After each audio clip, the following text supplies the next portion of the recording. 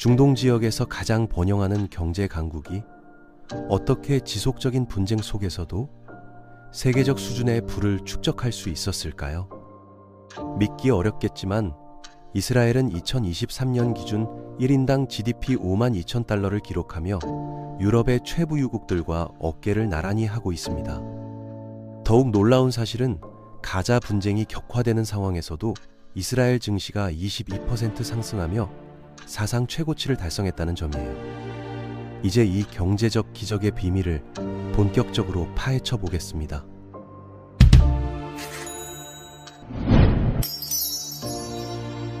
이스라엘 경제 성공의 핵심을 이해하려면 먼저 그들의 독특한 발전 과정을 살펴봐야 해요. 1948년 건국 당시 이스라엘은 농업 중심의 정부 통제 경제였습니다.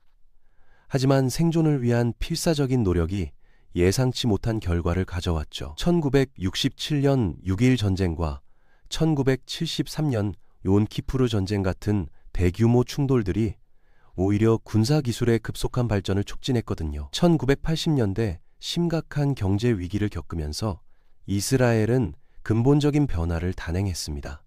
민영화 정책을 추진하고 외국인 투자 유치에 적극 나섰어요. 서구 동맹국이라는 이미지 덕분에 미국과 유럽 투자자들은 이스라엘을 불안정한 중동 지역의 안정적인 민주주의 파트너로 인식했죠. 정부는 세금 감면과 무이자 대출을 통해 투자 환경을 조성했고, 이는 하이테크 부문 성장의 발판이 되었습니다.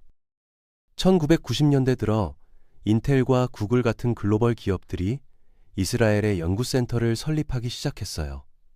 동시에 구소련 붕괴로 약 10,000명의 고급 인력이 유입되면서 기술 혁신의 토대가 더욱 견고해졌습니다. 이들은 단순한 이민자가 아니라 과학자, 엔지니어, 의사 등 고도로 숙련된 전문가들이었거든요.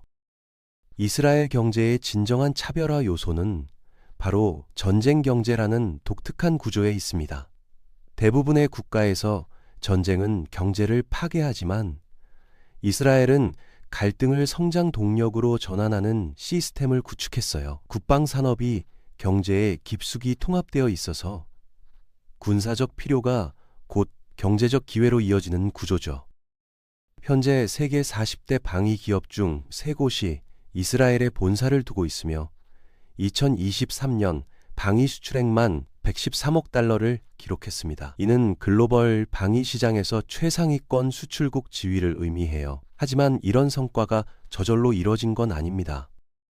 이스라엘의 혁신 생태계에서 가장 중요한 역할을 하는 것은 바로 의무 군복무 시스템이에요. 거의 모든 이스라엘인이 군대에서 첨단 기술을 다루며 실무 경험을 쌓습니다. 특히 8200 부대나 탈피오트 같은 정예 부대에서는 최첨단 소프트웨어와 사이버 보안 업무를 담당하죠. 이들이 전역 후 민간 부문으로 진출하면서 축적된 전문성이 경제 전반으로 확산됩니다. 실제로 이스라엘 하이테크 부문 근로자의 90%가 전역자들이에요.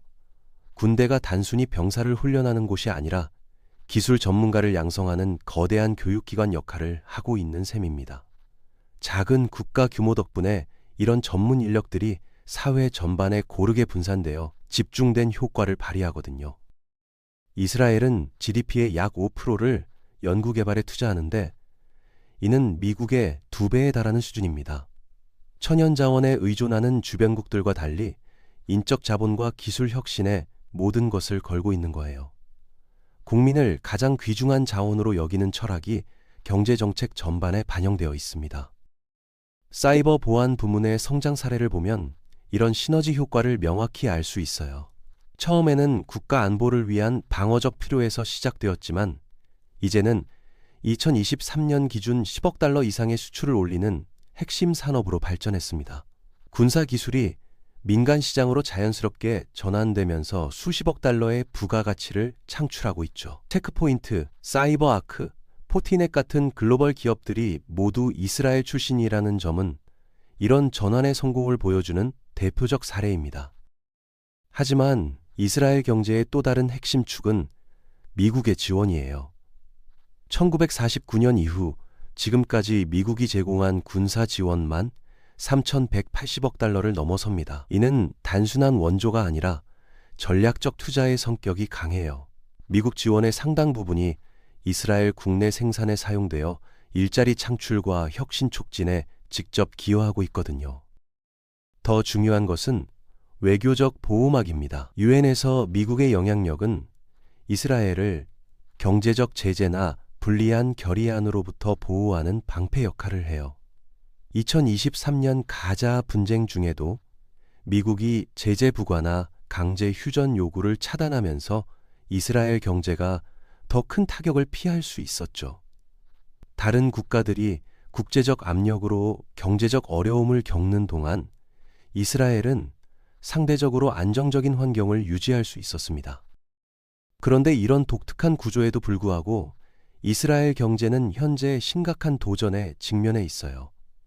지속되는 갈등의 비용이 기하급수적으로 증가하고 있거든요. 가자와의 최근 분쟁과 이란, 레바논과의 잠재적 긴장이 공공재정을 극도로 압박하고 있습니다.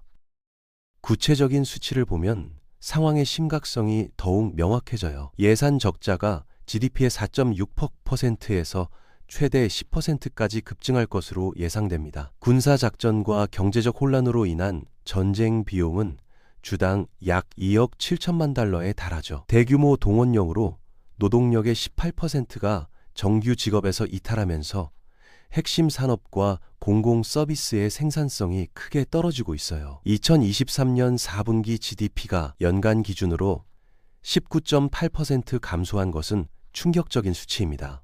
관광과 소매업 위축으로 소비 지출이 27% 줄어들었고 부동산과 기술 부문의 민간 투자는 10%나 급감했어요. 불확실성이 커지면서 투자자들의 관망세가 뚜렷해지고 있는 상황이죠. 전쟁 비용은 향후 몇 년간 700억 달러를 넘을 것으로 추산됩니다. 국가 부채는 2025년까지 GDP의 60%에서 67%로 상승할 전망이고요. 현재 호텔에 거주하는 30만 명의 국내 이주민 지원, 지속적인 군사비 증액, 특별 예산 배정을 둘러싼 정치적 갈등까지 겹치면서 재정 부담이 가중되고 있어요. 이런 압박이 계속되면 정부는 결국 세금 인상이나 공공지출 삭감 같은 긴축 정책을 검토해야 할 수도 있습니다. 문제는 이것이 이스라엘 사회의 근본적인 합의를 흔들 수 있다는 점이에요. 이스라엘에는 독특한 사회적 계약이 존재, 국민들이 지속적인 갈등의 부담을 감수하는 대신 정부는 경제적 번영과 양질의 사회 서비스를 보장해야 한다는 암묵적 합의죠. 그동안 이 균형이 잘 유지되어 왔지만 경제적 압력이 커지면서 이런 사회적 합의가 위기를 맞고 있습니다. 특히 베냐민 네타냐후 총리의 정치적 딜레마가 상황을 더욱 복잡하게 만들고 있어요. 연립 정부 유지를 위해 초정통파 정당들과의 연합이 필수적인데 이들은 종교 공동체에 대한 보조금 삭감이나 종교학교 예산 축소를 강력히 반대하고 있거든요. 국방비는 계속 늘어나는데 다른 예산 항목은 건드릴 수 없는 정치적 제약이 재정 운용을 더욱 어렵게 만들고 있습니다. 하지만 이스라엘은 여전히 상당한 재정적 여력을 보유하고 있어요. GDP 대비 부채 비율이 60% 미만이고 외환 보유액이 1910억 달러를 넘어서며 경상수지 흑자도 200억 달러를 상회합니다. 이는 단기적 충격을 흡수할 수 있는 완충 장치 역할을 하고 있죠. 더 중요한 것은 이스라엘이 그동안 구축해온 경제 구조의 회복력입니다. 갈등을 성장 동력으로 전환하는 독특한 시스템, 세계 최고 수준의 기술 혁신 역량, 고도로 숙련된 인적 자원, 그리고 미국의 지속적인 지원이라는 네 가지 기둥이 여전히 견고하게 버티고 있어요. 실제로 이스라엘의 스타트업 생태계는 여전히 활발합니다. 신규 유니콘 기업이 3개 탄생했고 벤처 캐피털 투자액은 전년 대비 소폭 감소했지만 여전히 70억 달러를 넘어섰어요. 이는 투자자들이 단기적 불안정성에도 불구하고 이스라엘의 장기적 잠재력을 여전히 높게 평가하고 있다는 증거입니다. 또한 이스라엘의 수출 다변화 노력도 주목할 만해요. 전통적인 방위산업 외에도 의료기기, 농업기술, 재생에너지, 핀테크 등 다양한 분야에서 글로벌 경쟁력을 확보하고 있습니다. 특히 물 기술 분야에서는 세계 시장의 15%를 점유하며 독보적 지위를 차지하고 있죠. 사실 이스라엘 경제가 직면한 진정한 과제는 재정적 지속 가능성보다는 정치적 의사결정 능력에 있을지도 모릅니다. 역사가 보여주듯 이스라엘은 경제적으로 갈등을 견딜 수 있는 역량을 충분히 갖추고 있어요. 관건은 정부가 사회적 합의를 유지하면서도 장기적 안정을 위한 어려운 결정들을 내릴 수 있느냐는 것이죠. 예를 들어 특정 집단의 낮은 경제활동 참가율 문제를 해결하고 비효율적인 예산 배정을 개선하며 경제 구조의 다변화를 더욱 가속화하는 것 같은 구조적 개혁 말입니다. 지금까지는 부족한 재원을 국채 발행으로 충당해왔지만 이런 접근법이 장기적으로 지속 가능한지는 의문이에요. 결국 이스라엘 경제의 미래는 단순히 갈등 비용을 감당할 수 있느냐의 문제를 넘어섭니다.